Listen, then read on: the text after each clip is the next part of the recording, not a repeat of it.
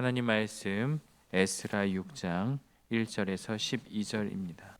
오늘 에스라 6장 전반부의 말씀을 살펴보는데요. 이 말씀을 읽으며 두 가지 단어가 주목이 됩니다. 먼저는 8절에 끊임없이 주어라는 단어하고요. 12절에 신속히 행할지어다. 이 신속히라는 단어, 하나님의 역사하심에 대한 그것을 보여주는 단어라고 볼 수 있습니다. 유다 백성들이 위기 가운데 처해 있었지만 하나님의 역사하심은 그들을 끊임없이 도와주었고, 또한 그 일이 신속히 진행될 수 있도록 섭리 가운데 보호하셨다라는 것을 우리는 이 단어를 통해서 볼 수가 있는 것이죠. 에스라서는요, 일하시는 하나님, 역사하시는 하나님에 대해서 너무나도 분명하게 보여주고 있어요. 성경 곳곳에서는 때로는 하나님의 일하심이 보이지 않을 때도 우리 인간이 느끼기에 그런 상황들도 있지만, 물론 하나님은 역사하고 계시죠. 그러나 에스라서는 너무나도 분명하게 하나님의 일하심이 드러나고 있는 거죠. 예레미야의 입술을 통해서 예언된 그 하나님의 말씀이 이제 이루어지는 그 장면을 하나하나 보게 되어집니다. 하나님은 고레스 왕의 마음까지 움직이셔서 유다 백성들에게 자유와 그리고 성전 건축까지 허락하는 그 내용이 우리는 계속해서 보고 있었고, 이제는 다리오 왕을 통해서 그 일이 다시 한번 이루어지는 것을 우리는 마주하게 됩니다. 포로 생활에서 돌아온 유다 백성은 하나님의 성전을 짓기 시작해요. 그러나 여러 가지 방해 세력들로 인해서 공사가 중단이 되어지고 그 기간이 한 16년쯤 되었다고 합니다. 폐허가 된 성전의 터만, 우리가 어떤 건축의 현장을 볼 때도 부도가 나고 건축사가 뭔가 이제 문제가 생겼을 때 마치 폐허처럼 공사가 중단된 그러한 건물을 보게 되면 어떤 마음이 듭니까? 굉장히 암담하고 또 여러 가지로 많은 생각들을 하게 하는 것처럼 지금 유다의 모습이 그러한 것이죠. 하나님은 그때 학개와 스가랴 선지자를 통하여서 백성들을 격려하고 그들의 마음에 다시 불이 붙자 멈췄던 망치 소리가 다시 들리기 시작합니다. 그러나 기쁨도 잠시 또다시 위기가 찾아와요. 유브라데강 서편 지역 총독 다뜨네가 너희가 무슨 근거로 이 공사를 하고 있느냐라고 따져 묻기 시작합니다. 완전한 위기 그리고 어려움의 순간을 마주했지만 하나님은 그 상황마저 돌리셔서 역전의 드라마를 써주시는데요.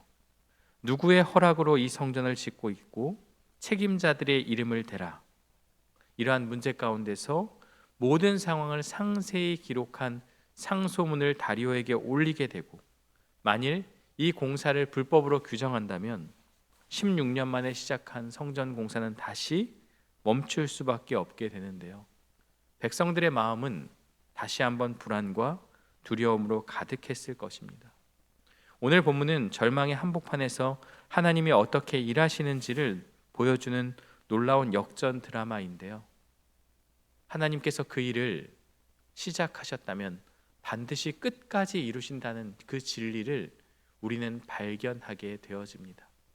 너희 안에서 착한 일을 시작하신 이가 그리스도의 날까지 이루실 것을 확신한다는 사도 바울의 고백처럼 하나님께서 시작하셨다면 그 일을 이루시는 분, 성취하시는 분도 하나님이다라는 것을 우리에게 보여주고 있는 거예요.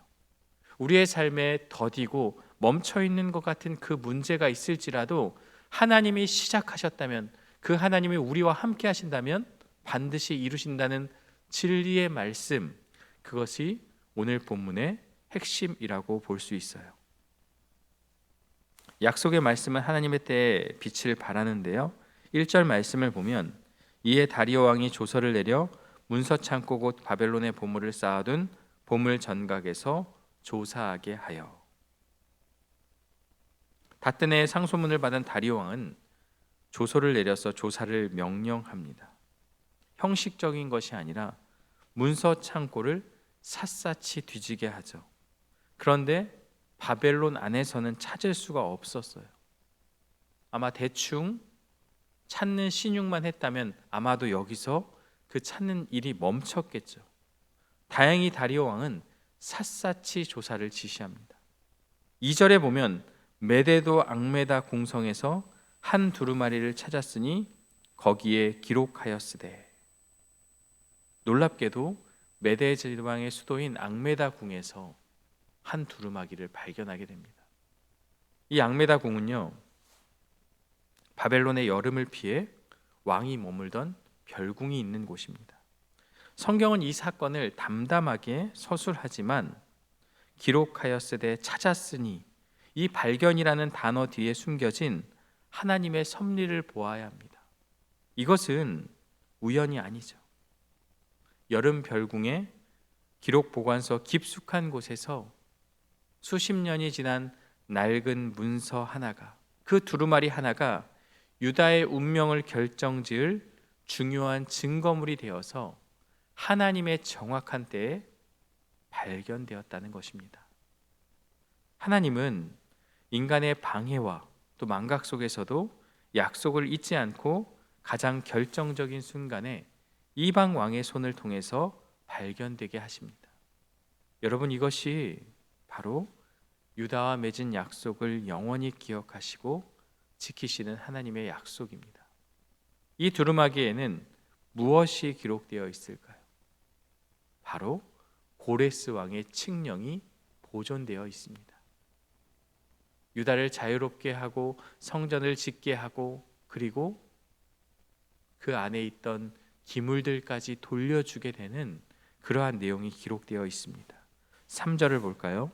고레스 왕 원년에 조서를 내려 이르기를 예루살렘에 있는 하나님의 성전에 대하여 이르노니 이 성전 곧 제사 드리는 처소를 건축하되 지대를 견고히 쌓고 그 성전의 높이는 60규빗으로 너비도 60규빗으로 하고, 4절 큰 돌 3켜에 새나무 1켜를 놓으라. 그 경비는 다 왕실에서 내리라. 하나님의 성전을 건축하라. 이것은요, 단순한 허락이 아니라 명령입니다.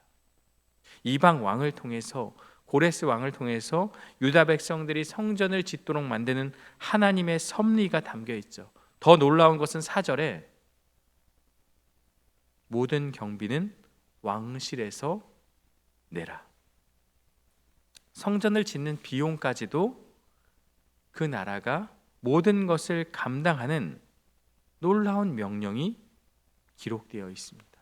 그게 지금 발견된 거예요. 수십 년간 잊혀졌던 그 약속이 대적의 고발 때문에 다시 깨어난 것이죠. 이 문서는 대적들의 공격을 중단시킬 수 있는 강력한 증거가 되는 것이죠. 이 칙령이 발견되자 상황은 180도 바뀌기 시작합니다. 다리오 왕은 칙령을 확인한 후에 즉시 닷든의 총독과 관리들에게 새로운 조서를 내려요. 그게 6절인데요. 이제 유브라데강 건너편 총독 닷드네와 스달보스네와 너희 동관 유브라데강 건너편 아바삭 사람들은 그곳을 멀리하여. 첫 번째 명령은 단호하고 명확합니다. 이제 너희는 그곳을 멀리해라. 이 말은 하나님의 성전 공사를 방해하지 말라. 너희가 지금 하는 것은 하나님의 성전 공사를 막는 일이니 이제 이 성전 공사가 합법인 것이 드러났으니 너희는 그곳에서 멀리 떨어져서 간섭하지 말라. 얼마 전까지만 해도 그 공사를 중단할 수 있는 권한을 가졌던 고발자 닷드네와 그 관리들이 이제는 그곳에 관여할 수 없는 그러한 조서가 내려지게 된 것이죠. 이 명령은요, 유다 공동체에게 이제는 그들의 모든 하는 일들, 건축을 보장하는 견고한 방패로서 바사제국 페르시아가 그렇게 힘이 되었던 것이죠. 하나님은요, 이렇게 일하신다는 거예요. 하나님의 일을 함에도 때로 장애물을 만날 수 있죠. 오늘 본문의 유다 백성들이 이상한 짓을 한 게 아니죠. 하나님의 일을 한 거예요. 성전을 지은 거예요. 그러나 그 성전을 짓는 일마저도 방해를 받을 수 있다라는 거죠. 우리가 하나님의 일을 하다 보면, 하나님의 마음에 합한 그 일을 감당하다 보면 오해가 발생할 수도 있고 어려움을 겪을 수도 있습니다. 그러나 오늘 본문은 포기하지 않고 인내하면 생각지도 못한 방식으로 하나님의 도우심을 경험할 수 있음을 오늘 말씀이 우리에게 증거로 보여주고 있는 거예요. 이방 왕뿐만이 아니라 악인들을 통해서도 생각지 않은 방법으로 우리를 도울 수 있는 것이 바로 하나님의 섭리다라는 것이죠. 하나님의 역전 드라마는요, 여기서 멈추지 않아요. 상상조차 할 수 없는 큰 축복으로 이어지는데요. 오늘 본문의 클라이막스는 8절부터 12절까지입니다. 방해 세력을 사용하여서 단순히 막아주는 것만이 아니라 백성들에게 필요한 것을 풍성하게 공급해 주시는 분인데요. 다리오 왕의 두 번째 명령이 8절에 기록되어 있습니다. 내가 또 조서를 내려서 하나님의 이 성전을 건축함에 대하여 너희가 유다 사람의 장로들에게 행할 것을 알리노라. 왕의 재산 곧 유브라데 강 건너편에서 거둔 세금 중에서 그 경비를 이 사람들에게 끊임없이 주어 그들로 멈추지 않게 하라. 여러분, 공사라는 것이 가장 중요한 게 재정이죠. 재정이 제때 투입되지 않으면 공사가 중단될 수밖에 없습니다. 요즘 우리 시대의 공사도 마찬가지예요. 인부들의 임금, 자재값들이 제때제때 지원되지 않으면 그 공사는 중단될 수밖에 없습니다. 성전 건축에 필요한 모든 비용을 세금에서, 그것도 끊임없이 전액 지원하라는 명령이 조서로 내려지게 되는 거죠. 다리오는 조서를 내려서 물질로 돕고 있습니다. 어쩌면 유다 백성들은 자신들의 돈을 모아서 조금씩 모아 성전을 지었을 것입니다. 그런데 하나님은 이방 나라의 왕을 통해서 그 세금을 통해서 도와주고 있는 것이죠. 9절은요, 또 그들이 필요로 하는 것 곧 하늘의 하나님께 드릴 번제와 수송아지와 수량과 어린 양과 또 밀과 소금과 포도주와 기름을 예루살렘 제사장의 요구대로 어김없이 날마다 주어 성전 건축뿐만이 아니라 그들의 제사까지, 예배에 드려질 그 제물까지도 매일 빠짐없이 공급하라는 명령을 내리게 되는 거죠. 이제 완성될 성전의 운영까지도 책임지겠다는 놀라운 선포의 내용이 말씀으로 기록되어져 있는 거죠. 도대체 이 다리오 왕은 어째서 이렇게까지 유다 백성들을 돕는 것일까요? 물론 하나님께서 그 왕의 마음을 움직여서 유다를 도운 것은 분명합니다. 하지만 그 왕에게도 무언가 받아야 될 보상적인 측면이 있는데요. 그게 바로 10절입니다. 그들이 하늘의 하나님께 향기로운 제물을 드려 왕과 왕자들의 생명을 위하여 기도하게 하라. 다리오는요, 자선 사업가가 아니죠. 그는 이집트와 이오니아 등에서 일어나는 반란을 진압하며 제국을 다스렸던 노련한 정치가입니다. 그의 이러한 모습은 전략적으로 중요한 지역의 신과 백성에게 호의를 베품으로 제국의 안정을 꾀하려는 고도의 정치적인 계산입니다. 왕과 왕자들의 생명을 위하여 기도하게 하라. 이방 나라의 왕이 하나님 그리고 하나님의 백성들에게 요구하는 것이 무엇입니까? 우리 나라가, 우리 왕과 왕자들이 평안할 수 있도록 기도해 달라는 요구와 요청이죠. 이방 왕의 제국 통치 정책과 개인적인 안위를 위한 필요까지도 사용하여 당신의 백성을 위한 공급의 통로로 삼아 주셨다는 것입니다. 여러분, 이스라엘만의, 유다 백성만의 하나님이 아니라는 거예요. 온 인류, 우주와 온 나라와 이방 나라까지도 사용하시는 하나님의 섭리와 주권을 우리는 마주하게 되는 것이죠. 그러면서 다리오는 마지막으로 명령을 내리는데요, 무서운 경고로 끝을 맺습니다. 11절과 12절인데요, 내가 또 명령을 내리노니 누구를 막론하고 이 명령을 변조하면 그의 집에서 들보를 빼내고 그를 그이에 메어 달게 하고 그의 집은 이로 말미암아 거림더미가 되게 하라.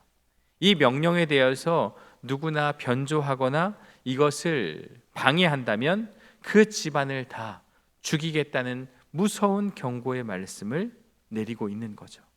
12절입니다. 만일 왕들이나 백성이 이 명령을 변조하고 손을 들어 예루살렘 하나님의 성전을 헐진대 그곳에 이름을 두신 하나님이 그들을 멸하시기를 원하노라. 이방 나라의 왕에서 하나님의 이름이 거론되고 있어요. 하나님께서 이것을 가만두지 않는다. 마치 신앙 고백처럼 그의 입술을 통해서 놀라운 메시지가 선포되고 있는 거예요. 나 다리오가 조서를 내렸노니 신속히 행할지어다 하였더라. 하나님의 일, 하나님의 역사하심이 이방 나라의 왕을 통해서 신속하게 집행되고 있다는 것을 우리는 말씀을 통해서 보게 되어지는 것이죠. 이제 하나님의 성전을 짓는 일이 페르시아 왕의 권력으로 보호받는 누구도 막을 수 없는 큰 프로젝트가 되었다는 것을 우리는 말씀을 통해서 보게 되어집니다. 성전이 완공되고 유월절을 지킬 때 성경은 이 모든 일을 가능하게 한 다리오 왕을 무엇이라고 부르는지 아십니까? 우리가 내일 살펴보겠지만 22절을 보면요, 그를 아수르 왕이라고 부르고 있습니다. 또 아수르 왕의 마음을 그들에게로 돌려 바사의 왕, 페르시아 왕을 왜 아수르 왕이라고 불렀을까요? 아수르는요, 북이스라엘을 멸망시킨 왕입니다. 이미 멸망한 나라입니다. 하나님의 백성을 흩어버리고 이스라엘 역사상 끔찍한 심판과 고통의 상징과도 같은 이름입니다. 먼저는 아수르와 바벨론을 잇는 나라가 바사 페르시아였기 때문에 그러한 명칭으로 쓰였을 가능성이 있습니다. 그러나 조금 더 우리가 생각해 본다면 그 아수르라는 이름, 그 나라, 그 모든 것은 유다 백성을 포함한 이스라엘 백성들 안에서는 트라우마처럼 남아있는 그러한 절망의 그러한 모습인 것이죠. 절망으로 느껴질 수 있는 그러한 고통의 대명사가 아수르였던 거예요. 하나님께서는 이 아수르 왕이라는 칭호를 페르시아 왕에게 붙임으로써 무엇을 선포하고 있는 것입니까? 내가 바로 역사를 역전시키는 하나님이다. 나는 너희의 가장 깊은 상처와 트라우마까지도 구원과 축복의 도구로 바꾸는 역전의 하나님이다. 이스라엘 백성에게, 유다 백성에게 가장 끔찍한 고통의 대명사로 펼쳐진 이 아수르라는 이름을 사용하여서 하나님은 그 고통마저도 역전으로 바꾸셔서 그들에게 평안과 회복으로 바꾸어 주셨다라는 것, 이게 바로 하나님의 일하시는 방식이라는 것을 우리에게 가르쳐 주고 있습니다. 오늘 본문은 우리에게 무엇을 말씀하고 있습니까?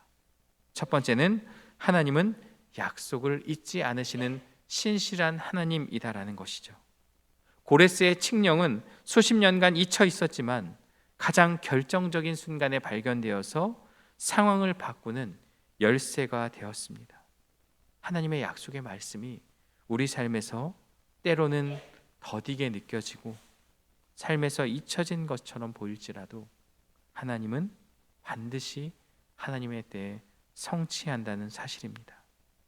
우리의 소망은 눈에 보이는 환경에 있는 것이 아니라 영원히 변치 않는 하나님의 말씀에 있음을 기억하고 지금 내 삶에 더디어 보이는 것 같은 그러한 상황 가운데서도 영원한 하나님 나라의 그 약속, 그 신실하신 하나님을 붙잡고 인내하는 믿음, 그것을 오늘 우리에게 요구하고 있는 것입니다.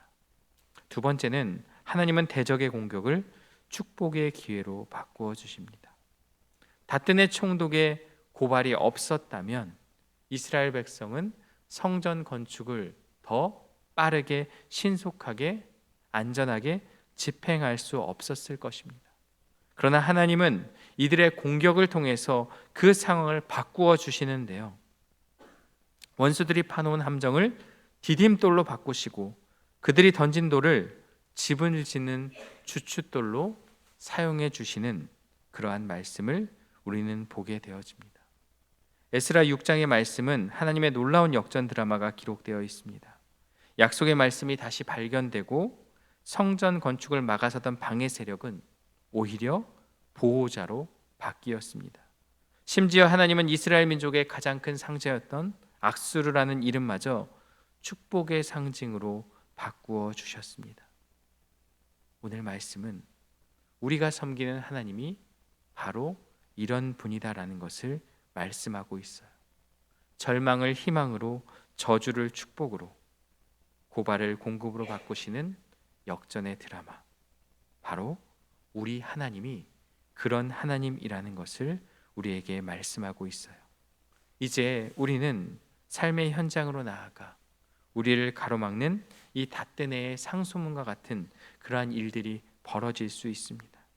그러나 두려워하지 않아도 됩니다. 왜냐하면 하나님은 우리의 삶에 역사하시고 일하시기 때문입니다.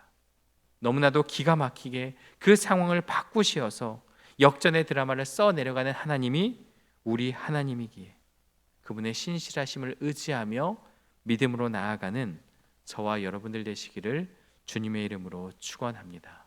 함께 기도하겠습니다. 하나님 아버지, 오늘 주시는 말씀을 통해서 유다 백성들에게 놀라운 역사하심을 우리는 마주하게 됩니다. 그들이 성전 건축이라는 하나님의 일을 함에도 그 일이 중단될 수밖에 없는 위기 가운데 놓여 있음을 보게 되어집니다. 그러나 하나님은 그들과 함께 하시어 이방 나라의 왕을 통하여서 그 상황을 역전시키시는 은혜를 우리는 마주하게 됩니다. 때로는 우리 삶에 진척되지 않고 멈춰 있는 것 같은 그러한 일들이 있을지라도 하나님의 가장 정확한 때에 일하시고 역사하시는 그 하나님이 우리와 함께 하심을 붙잡고 인내하는 믿음을 우리에게 허락하여 주옵소서. 때로는 악인들을 통하여서도 역사하실 수 있음을 기억하고 잠잠히 하나님의 때를 기다리며 그 은혜를 기억하며 믿음으로 결단하는 우리 모두가 될 수 있도록 인도하여 주옵소서. 예수님의 이름으로 기도드리옵나이다. 아멘.